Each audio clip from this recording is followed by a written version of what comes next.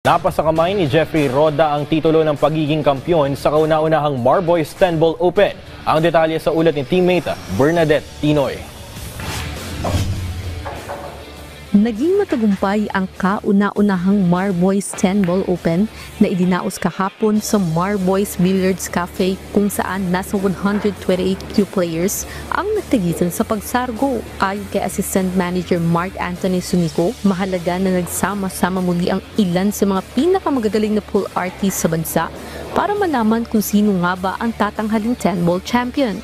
Malaking bagay din anya sa mga atleta na magpakitang gilas para makapagtala ng ranking point. Nasa 350,000 naman ang premyo ng tatanghaling kampiyon ngayong taon. Dagdag pa ni Sunico na plano na nila isagawa ang Marboys tournament kada buwan.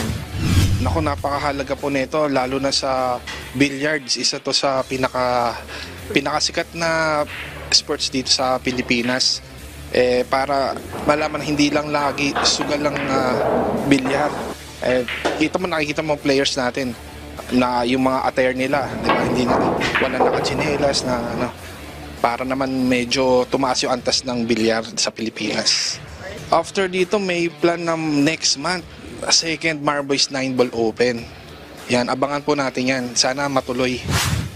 Kabilang sa mga sumali ang Las Vegas Women's Open Champion na si Rubilin Amit, WPA Women's World 10 Ball Champion Cheska Centeno, Japan Open Champion Jeffrey Ignacio at marami pang iba. Mula sa mahigit 100 kalahok, nagtuos naman sa final round si 2023 World Cup of Pool Champion James Aranas at Chinese Taipei Open Champion Jeffrey Roda. Dito, dinomina ni Roda si Aranas para tanghaling kampyon sa 10 ball title. Nagtapos ang laban sa score na 13-10. Laro ko lang po yung laro ko since nag-ensayo naman po ako. Yung kalalabasan, naman po. Supportahan nyo po lagi ang Marboys. Every month magkakaroon ng tournament dito.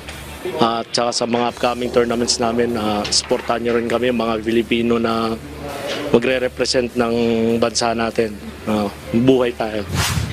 Bernadette Tinoy para sa Atletang Pilipino, para sa Bagong Pilipinas.